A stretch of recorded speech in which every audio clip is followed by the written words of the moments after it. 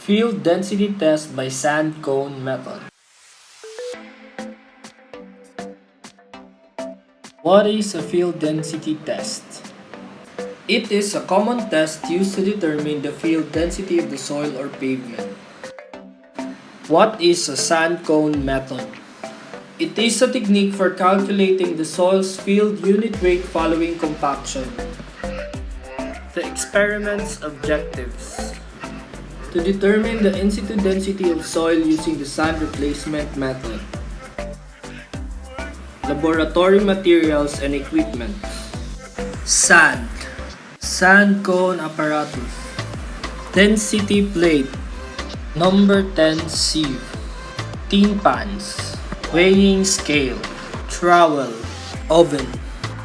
Experiment procedures. Measure the mass and the volume of the jar.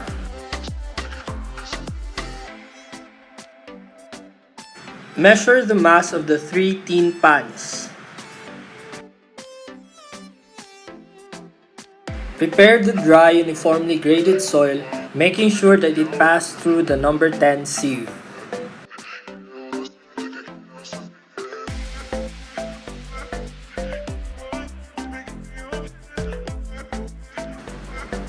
Pour the sand in the jar until it fully fills the container.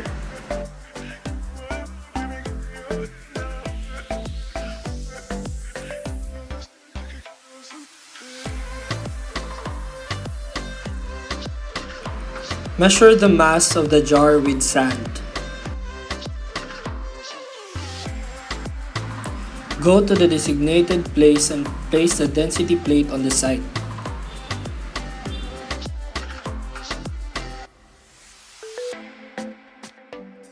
Dig a hole at the center of the density plate using the trowel. The hole should be within 4 to 6 inches deep. Place the excavated soil in the tin pan.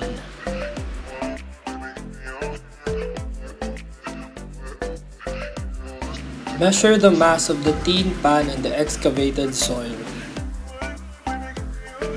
Place the sand cone apparatus filled with sand on top of the density plate where there is a hole. Open the valve and allow the sand to pour until there is no further movement.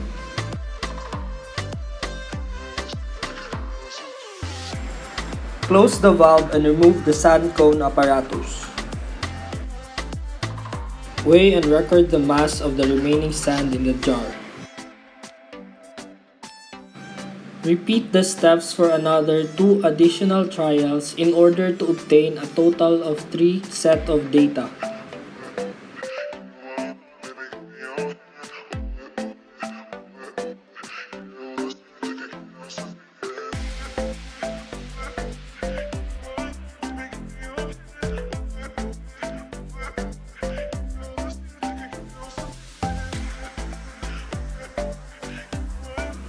Put the 3 tin cans with excavated soil in the oven.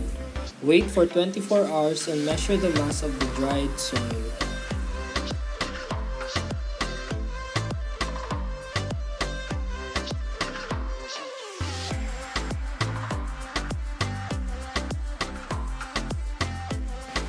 Significance and uses of the experiment. Engineers use this test as a quality control procedure. Sand cone test is a need for cases where compaction is required, like abutments, embankments, and pavement constructions. Sometimes you need to determine the bearing capacity of soils, like for slope stability analysis or for determination of pressure in the underlying strata or for calculations of settlement during design of underground structures. It is crucial to conduct this test because improper soil density could speed up post-construction settlement and jeopardize structural stability, potentially endangering lives.